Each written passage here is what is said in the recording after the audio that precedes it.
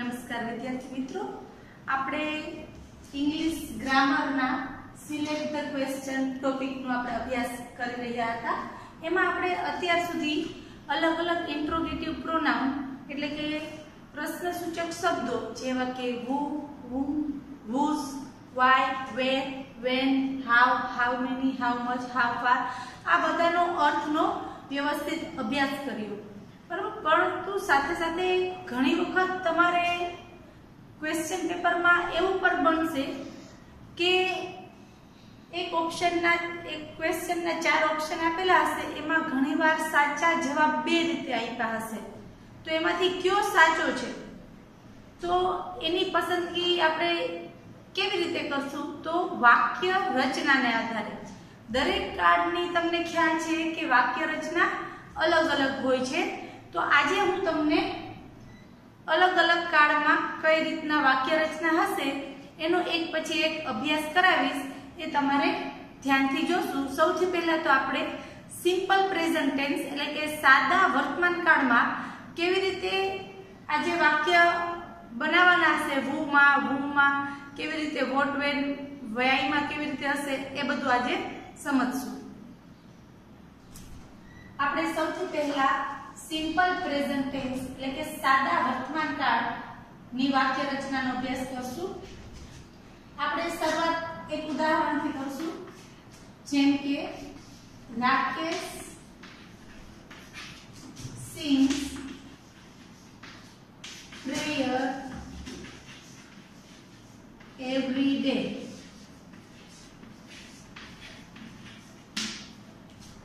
આપણે જોઈ શકીએ છીએ કે સાદા વર્તમાન કાળનું વાક્ય હોય તો એમાં જો ત્રીજો પુરુષ એકવચન હોય he, she, it અને ત્રીજો પુરુષ એકવચન હોય તો ક્રિયાપદમાં s કે es પ્રત્યય લાગતું હોય। બરાબર, હવે આપણે સૌથી પહેલા who, આમાં તમને sings છે એ ક્રિયાપદ છે અને અંડરલાઈન કરેલો શબ્દ આપેલો છે તમને રાકેશ।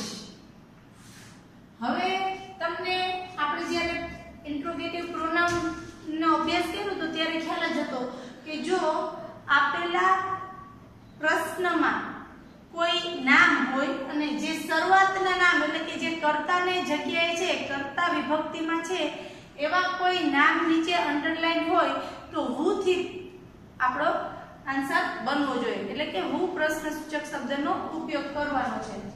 તો હવે જોજો આપણે who વાળી વાક્ય રચના કેવી રીતે બનશે? જે કર્તા વિભક્તિનું નામ છે એને બદલે who મૂકી દેવાનું છે, બીજો કોઈ ફેરફાર કરવાનો નથી। હજી એકવાર કહું છું, યાદ રાખજો, Rakesh sings prayer every day. આ સિંગ્સ કેવી રીતે ખબર પડી? તો કે સિંગ્સ છે એટલે s પ્રત્યય લાગ્યો છે સિંગ ક્રિયાપદમાં, એટલે કે આ સાદા વર્તમાન કાળનું વાક્ય છે। ચાલો, એ તો ખબર પડી ગઈ આપણને। હવે જ્યારે આપણે who થી વાક્ય રચના બનાવી છે ત્યારે આપણે કોઈ પણ કર્તા વિભક્તિનું નામ, જો હું હજી એકવાર રિપીટ કરું છું, આ નામ બીજે કોઈ જગ્યાએ હશે તો આપણે who થી પ્રશ્ન બનશે નહીં। આપણે ક્યારે, જો કર્તા વિભક્તિમાં કોઈ નામ આપેલું હોય અને એની નીચે અંડરલાઈન આપી હોય તો આપણે કયો પ્રશ્ન બનાવવાનો? શેનાથી? who થી। who sings prayer every day। બરાબર, તો આપણે શેનાથી એનો ઉપયોગ કર્યો? who નો। હજી એક ઉદાહરણ જોઈએ આપણે, માલા cooks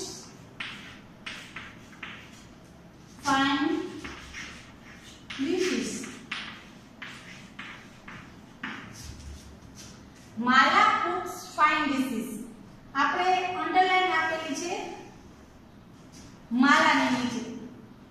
બરાબર, તો જ્યારે વાક્યમાં કોઈ નામ નીચે, વ્યક્તિના નામની નીચે અંડરલાઈન હોય પણ તે કર્તાના સ્થાને હોય, જો અહીં કર્તાનું સ્થાન બહુ મહત્વનું છે।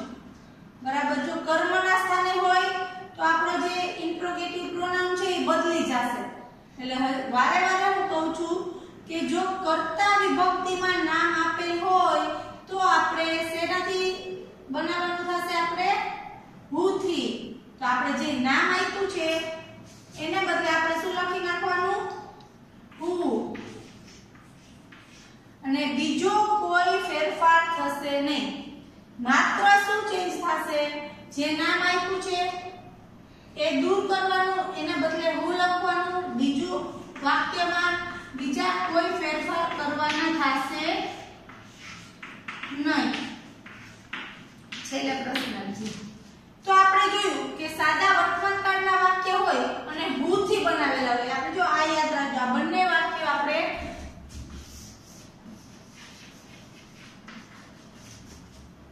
who વાળા છે કે જેમાં વાક્યના શરૂઆતના કર્તા વિભક્તિના નામ આપણે એની નીચે અંડરલાઈન આપેલી હતી. હવે વાક્યમાં બીજા કોઈ સ્થાને હોય, જેમ કે વસ્તુ કોઈ હોય, કોઈ સમય દર્શક શબ્દ હોય કે કોઈ જગ્યા બતાવતી હોય, તો એમાં કેવી રીતે આપણે પ્રશ્નસૂચક શબ્દનો ઉપયોગ કરશું એ જોઈશું. હાલો હજી એક બીજું ઉદાહરણ જોઈશું. Mahesh sells vegetables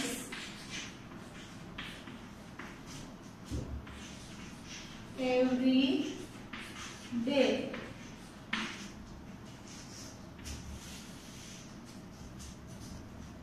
Mahesh sells vegetables every day.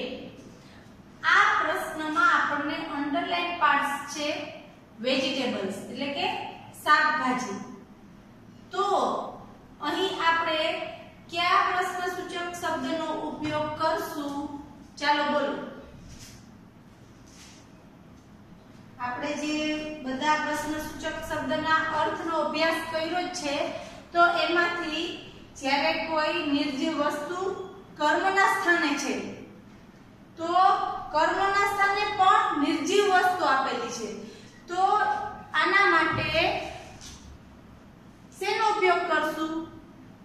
ગુજરાતીમાં કહીએ તો મહેશ દરરોજ શું વેચે છે? આપેલા વાક્યને શું થી પ્રશ્ન પૂછીએ તો આપણો જવાબ મળે એને શું કહેવાય? કર્મ કહેવાય. ચલો સરસ.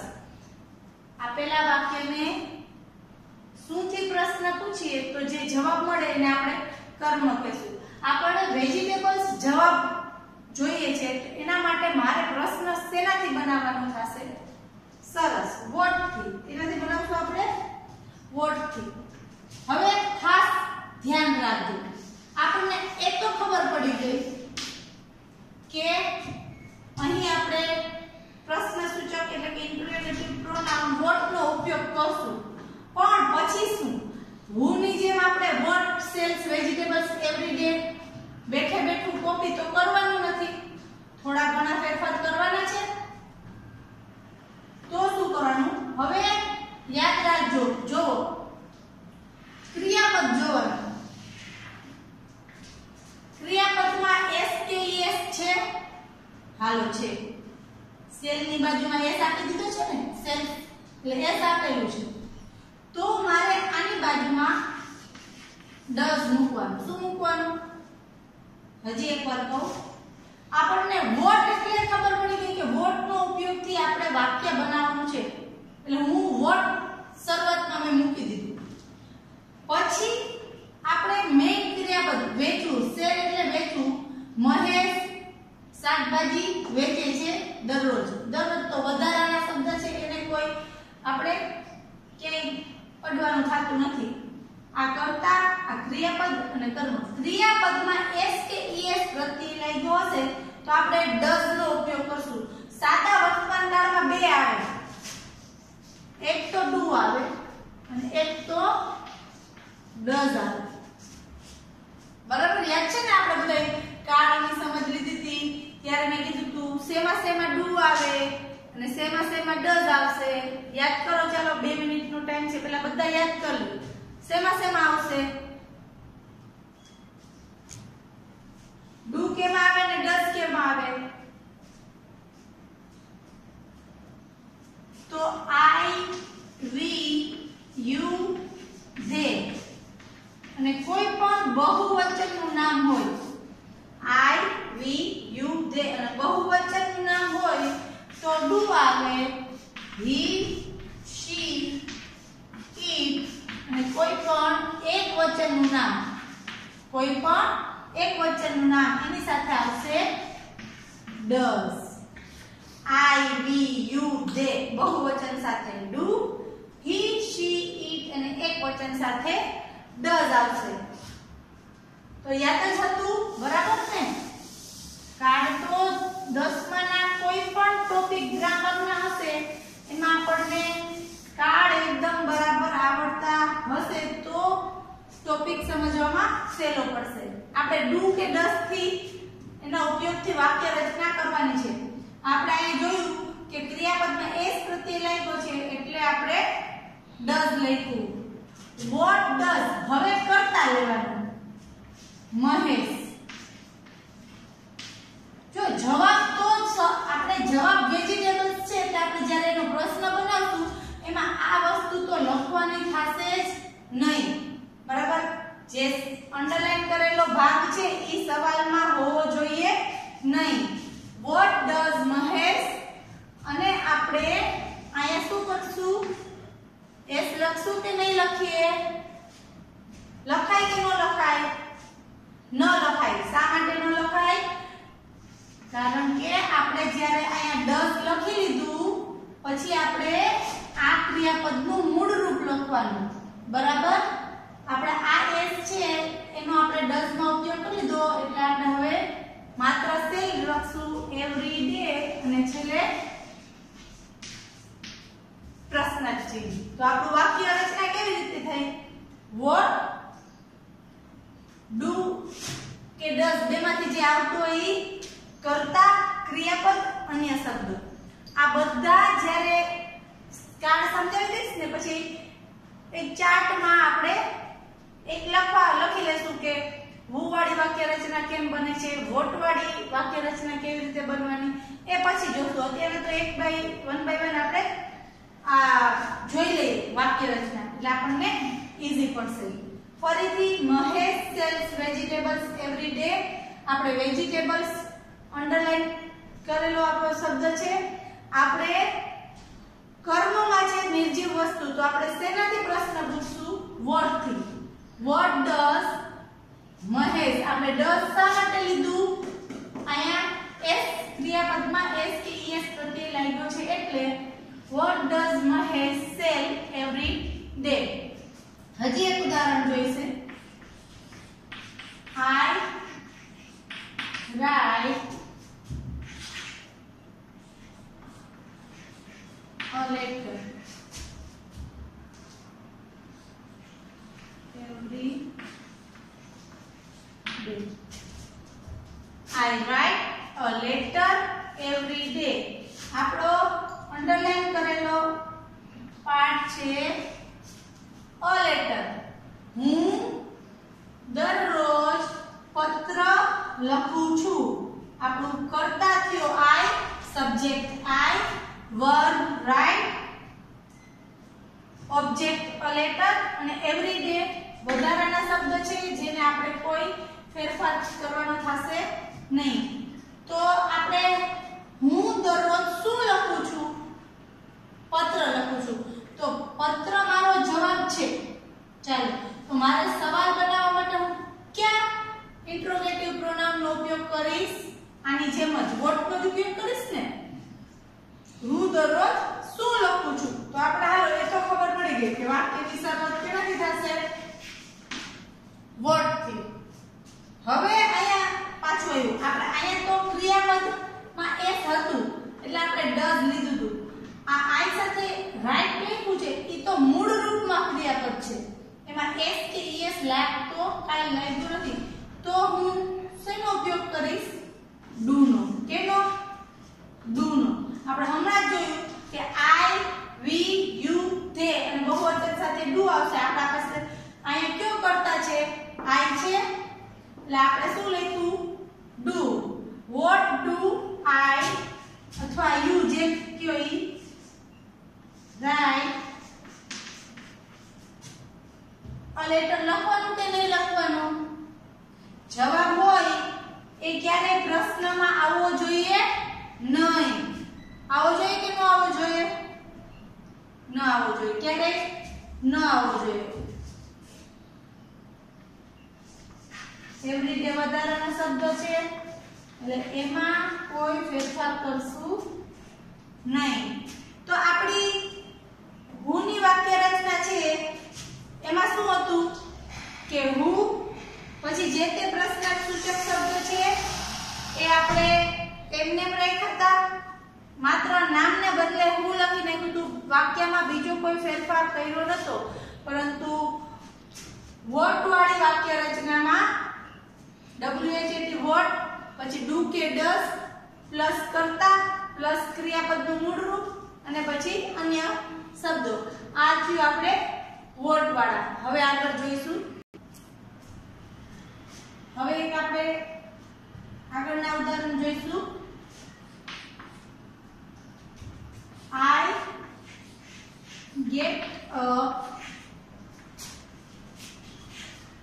early in the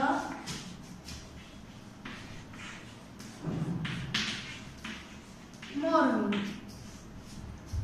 I get up early in the morning અને આપણો અંડરલાઈન પાર્ટ છે early in the morning. તો યાદ કરો કે કયો ઇન્ટ્રોગેટિવ પ્રોનાઉન સમય બતાવે છે? આપણે બધાના અર્થનો અભ્યાસ કર્યો તો એમાં સમય દર્શાવવા માટે આપણે કેનો ઉપયોગ કરશું? સરસ, when નો ઉપયોગ કરશું. તો આપણે એ તો ખબર પડી ગઈ કે વાક્યની શરૂઆત કેનાથી થશે? when થી થશે. હવે આયા આપણે વોટની જેમ જ આયા આપણે કઈ ઉમેરવું પડશે સહાયકારક ક્રિયાપદમાં. તો આઈ સાથે ગેટ અપ હતું એટલે આઈ સાથે મૂળ ક્રિયાપદ મૂળ રૂપમાં ક્રિયાપદ છે. તો આપણે એનો પ્રશ્નાર્થમાં જ્યારે ફેરફાર કરશું, અચ્છા સોરી અહીંયા તો આપણે ફૂલ સ્ટોપ આવે બરાબર. આ તો પ્રશ્ન છે. તો આપણે શેનો ઉપયોગ કરશું? ડુ કે ડઝ? આઈ હોય તો આઈ સાથે ડુ આવે કે ડઝ આવે? ડુ આવે. when do આઈ નું શું કરી નાખશું? You. when do you get up? અને છેલ્લે શું કરું? પ્રશ્નાર્થ. early in the morning આપણો અંડરલાઈન પાર્ટ છે તો એ જવાબમાં આવવો જોઈએ ન આવવો જોઈએ? તો આપણો પ્રશ્ન શું થયું? હું સવારે વહેલી ઉઠું છું. તો આપણે શું પ્રશ્ન પૂછશું? તમે સવારે ક્યારે ઉઠો છો? બરાબર. when do you get up? હજી એક ઉદાહરણ જોશું. my father returns home at night.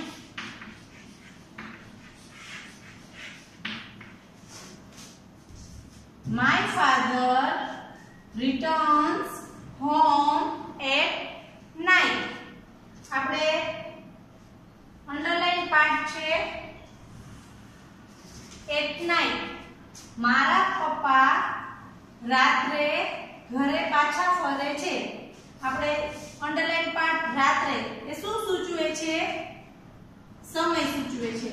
તો સમય સૂચક જ્યારે હોય એના માટે આપણે કયા પ્રોનાઉનનો ઉપયોગ કરશું? when નો. તો આપણે વાક્યની શરૂઆત ક્યાંથી કરશું? when.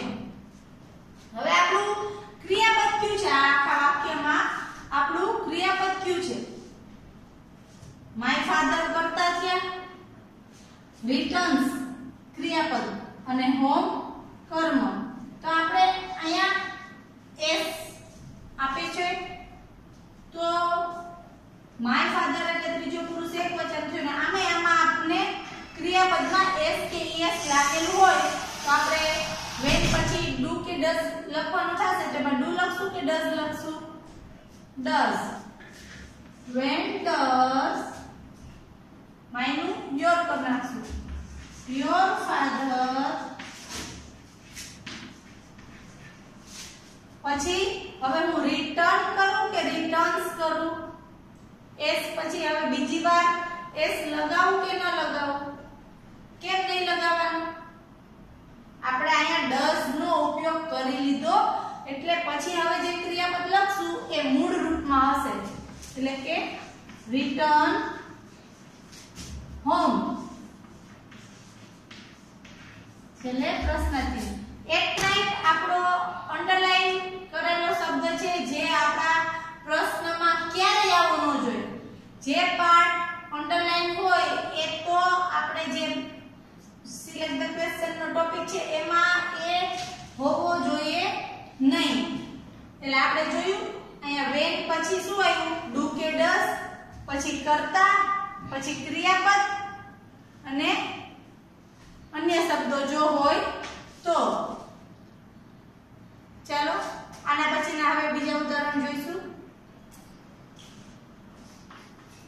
હવે આપણે ઉદાહરણ જોઈશું we visit a zoo every month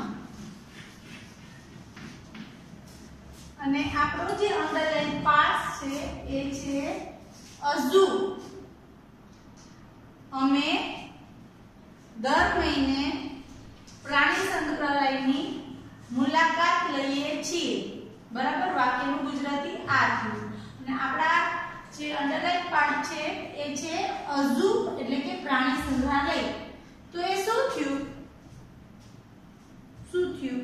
સ્થળ થઈ જગ્યા થઈ ને zoo એક જગ્યા થઈ તો સ્થળ કે કોઈ જગ્યા બતાવતું હોય એના માટે આપણે ક્યાં ઇન્ટ્રોગેટિવ પ્રોનાઉન નો ઉપયોગ કરવાનો થશે where નો શેનો થશે where નો ઉપયોગ કરશું આપણે તો આપણી શરૂઆત તો ખબર પડી ગઈ કે આપણી વાક્યની શરૂઆત થશે where થી હવે આગલા આપણે જોયું what માં અને when માં કે where એ બે પછી આપણે do કે does નો ઉપયોગ કરતા હતા બરાબર તો આ વાક્ય રચનામાં પણ where પછી આપણે do અથવા does શા માટે કે આ તો સાદા વર્તમાન કાળના વાક્યની અત્યારે આપણે પ્રેક્ટિસ કરી રહ્યા છીએ તો કે do કે does નો ઉપયોગ કરશું તો અહીં આ ક્રિયાપદ છે એમાં કોઈ s કે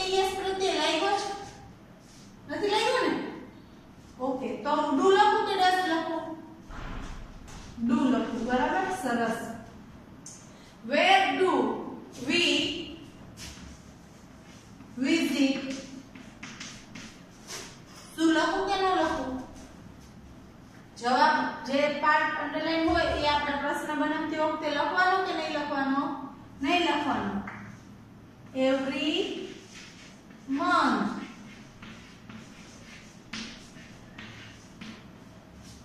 આપણું વાક્ય કેવી રીતે બન્યું આપણે પ્રશ્ન તો we visit a zoo every month અને a zoo આપણો અંડરલાઈન પાર્ટ હતો ક્વેશ્ચન માં અને ચાર ઓપ્શન આપ્યા હશે એમાંથી આપણે કયો ઓપ્શન સિલેક્ટ કરશું where વાળું કરશું એ તો ફાઇનલ છે પણ જો where વાળા બે હશે એકમાં do હશે ને એકમાં does હશે તો આપણે કયો સાચો છે આપણા માટે કારણ કે અહીં we આપેલું છે I we you they સાથે do આવે એટલે આપણે where પછી કેનો ઉપયોગ કરશું do we visit every month આપણે a zoo ને ક્વેશ્ચન બનાવતી વખતે ઉપયોગમાં લેવાનું નહીં બીજું છે વિજય plays cricket on the playground